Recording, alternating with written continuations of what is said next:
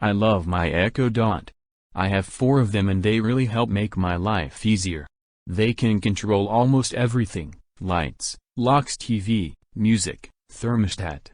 It hears you almost all of the time and I've run into very few issues with it overall.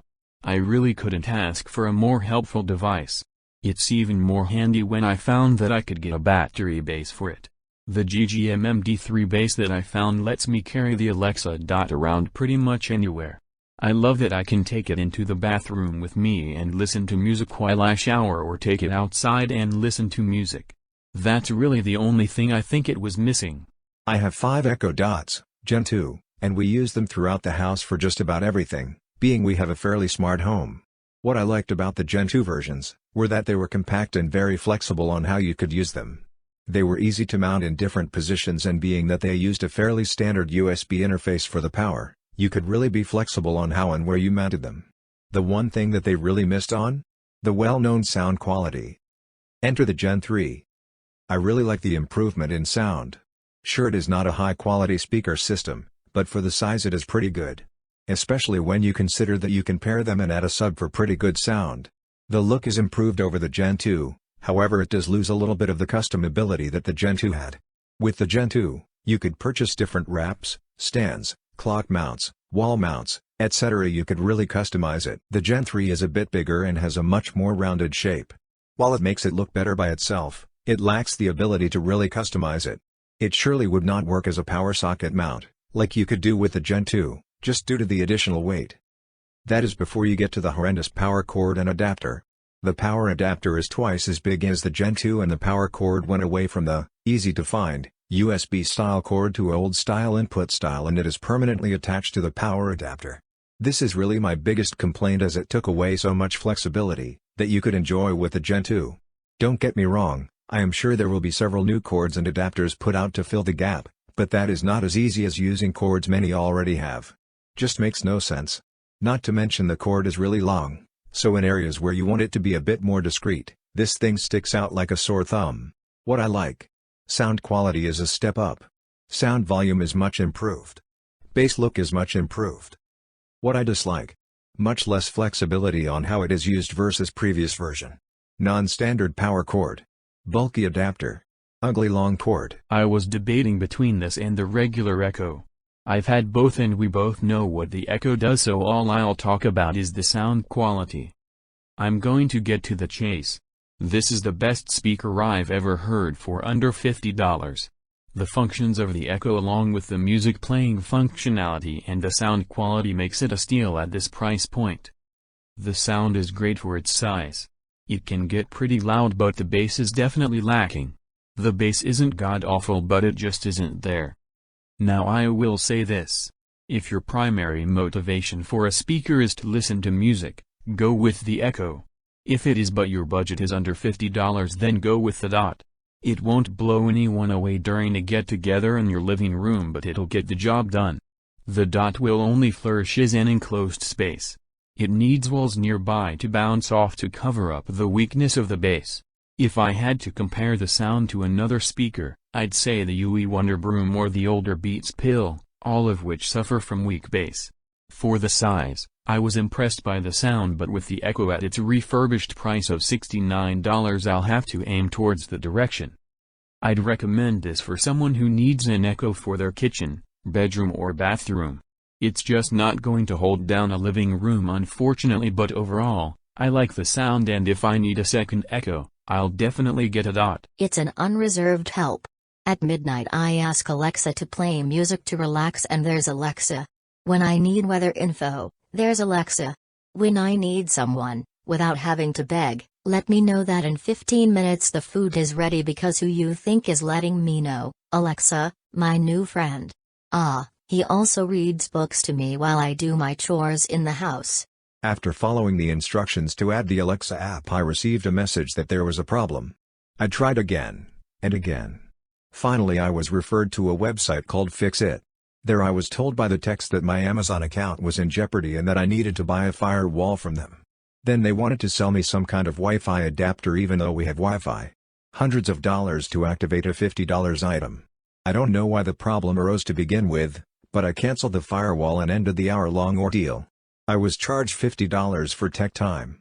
I am returning the Echo Dot, which is functional as far as I was able to tell. I'll start by saying that I have owned every version of this Echo Dot so far. I also have Google Home but still prefer the Amazon ecosystem overall. This Echo Dot with the clock display was a no-brainer for me. I've been waiting on a clock feature for a couple years now. This newer version is 90% the same as the original Gen 3 Echo Dot, so I won't rehash that review again. In short, this is the same as the original Gen 3, but this version adds a clock and a few more tweaks related to the clock and display. Here are some highlights below in a nutshell. Same as original Gen 3, but with a very useful clock. Sound is powerful and can be heard across any room. Thanks to the EQ in the Alexa app, you can tweak the sound even more. The LED clock is genius. Shows the weather and has adaptive brightness settings. In my opinion, the clock is worth an extra $10 for the Echo Dot. LED time/temperature visible from across the room, even in the daytime. Room for improvement? Sorry, I'm still not feeling this power cord. A USB-C connector would have been perfect. I'd even take a micro USB connector compared to the default cord. Why is the power brick so thick? My phone charger has even more power than the Echo power brick at half the size. Head scratch. The sound is definitely an improvement versus the second gen Echo, but it feels just a tad lower compared to the newest Google Mini, maybe since the Mini has front-facing speakers. My verdict? I give this Echo Dot with LED clock 2 thumbs up. Works great for a bedside clock, and I have one in the bathroom now as well for morning news and to tell the time. Well. I said I would never have one of these or any other like listening device in our house, and yet here I am reviewing one we got. I wouldn't have ordered one myself before. This one came as a free add-on with the Ring alarm system kit we bought on here, and I honestly had no plan on using the Echo 3 and was going to give it away, but curiosity got the best of me, and well, it only took a day to get hooked on this awesome no-hands device after trying it out. Not having to stop doing what I am doing to go turn on music and skip songs, or not having to remember to later write something down to buy on a list and just ask Alexa to order it has been great, since I forget to write things on a list later on 75% of the time. I haven't played around with everything this does, not really into all that gameplay/etc. with Alexa stuff. The music, shopping list/card and phone messaging is all I care about really. I'm looking at them plugs to turn thing on and off with Alexa too now. And there are some issues, like every time I say order or buy something, it gets added to cart and I'm told to go there instead of Alexa ordering or checking out, even though one click and all is turned on. Also, we first set this up on my iPad and needed a phone number to set up a part-in app. Being new to this, we didn't realize it would become that iPad's phone number for messages and etc. And installing app on phone afterwards resulted in us not being able to set up communication on it because cell phone number was already being used by iPad. Anyhow, sure, others already described everything about this Echo 3.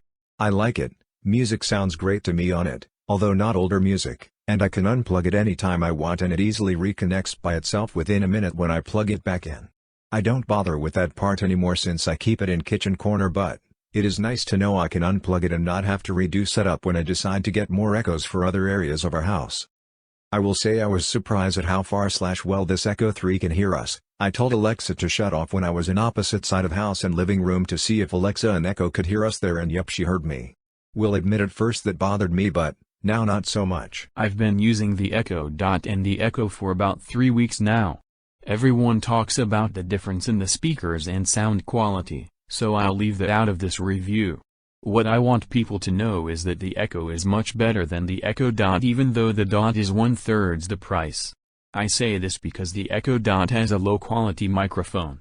This is probably one of the ways they were able to reduce the price. Consider this. 1. Responsiveness. I have the Dot in my room and the Echo in the living room. More often than not, when I say Alexa, the Echo in the living room will respond while the Dot does nothing. Because of this, I had to change the wake word for my Dot. There are also times where I have to repeatedly try to wake my Dot because it just doesn't hear me. On the other hand, the Echo can hear me while I'm in the bathroom with the door closed. 2. Understanding. A lot of times I'll clearly, and loudly, tell my Dot to do something, but it thinks I said something else. The Echo sometimes does this too, but the Dot does it much more frequently. I like the Dot overall, But if I could go back in time I would buy another Echo on monthly payments instead. It's just not worth the frustration of having to repeatedly yell at this hockey puck to get it to do something. It's great now we always have music playing and it really lightens the mood of the house. There are some people who say they don't understand what's the point of having a voice-commanded radio, but there is much more you can do with this Echo. Amazon Music is free now, plus you can add your Pandora account or Spotify or iHeartRadio along with your local radio stations. You can control your TV if you have a smart TV or a device like Roku. You can tell her to stream a certain show on Hulu and other streaming channels. There is also a feature where when you are gone she will alert you if she hears breaking glass or smoke detector or carbon monoxide detector when you are away.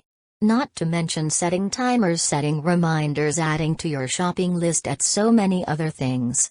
The plug is nice to have. I plugged in a lamp to it so when I come home to a dark house with my hands full of groceries I can just tell her to turn on the lamp. With the Alexa app, you can go to it on your phone and ask Alexa to do things if you are too far away for her to hear you. Overall, I think it's great. It makes your house super tech savvy for just $26. That's a steal. For more product reviews, please don't forget to like and subscribe to Review Hub. Thanks for watching.